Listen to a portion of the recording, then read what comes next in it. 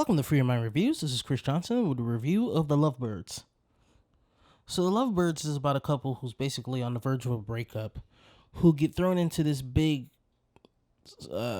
murder plot where a man commandeers their car and kills a man, and everyone thinks they did it.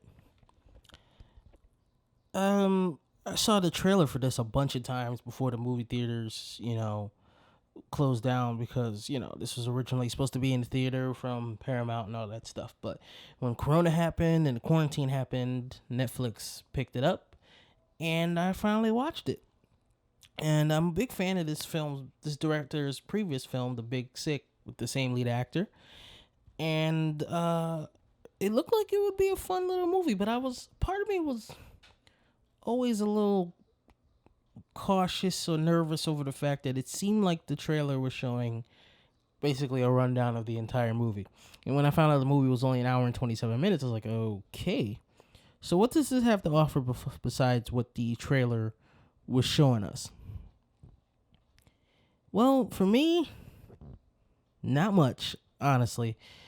I'm not going to say it's a terrible movie or even a bad movie, I guess, because the chemistry between the two leads is very, very easygoing. It almost feels like as much of a buddy cop movie as it does in terms of their banter, as it does a romantic action movie type of thing.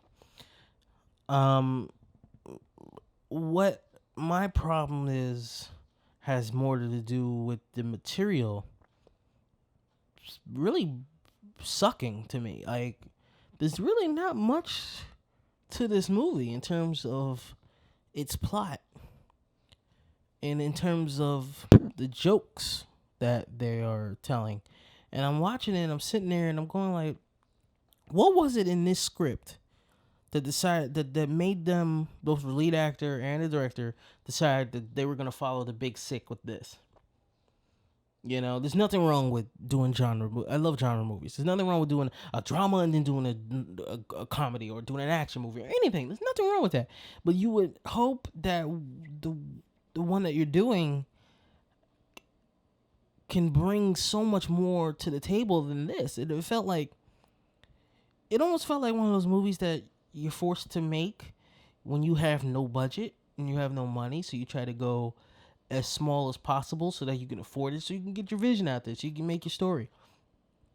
And there were moments where I'm just sitting there going like, is this gonna become more at some point? Like, are the jokes gonna get funnier, or is there actually gonna be legit action here? Like, I feel like I'm wasting my time here. I can watch something else in this genre. I can watch something better, more fulfilling for what I'm looking for when it comes to action comedies and just comedies in general.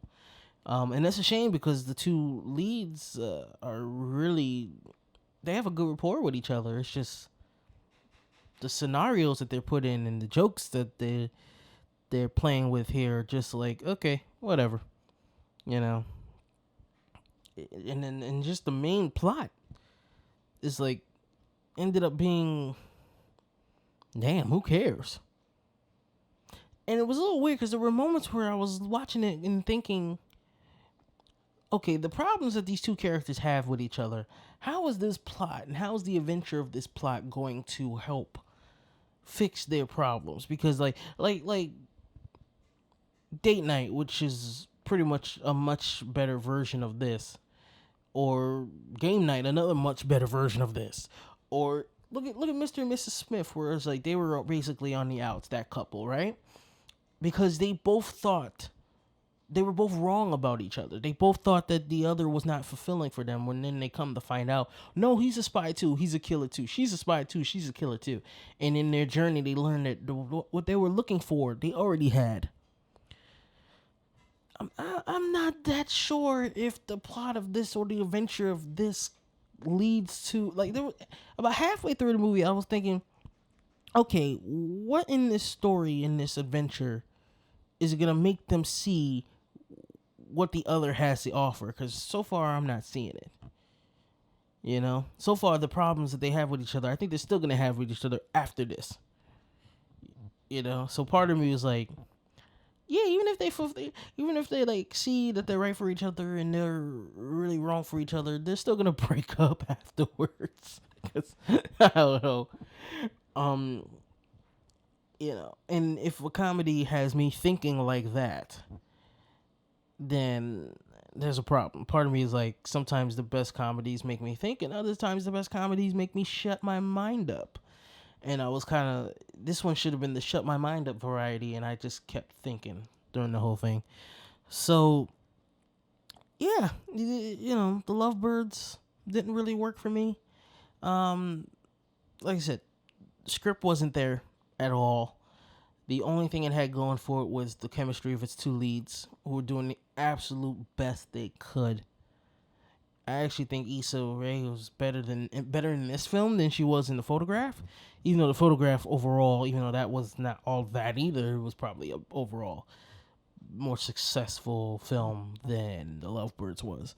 So, yep, that's my thoughts on the Lovebirds. This is Chris Johnson from Free Mind Reviews. Have a good one.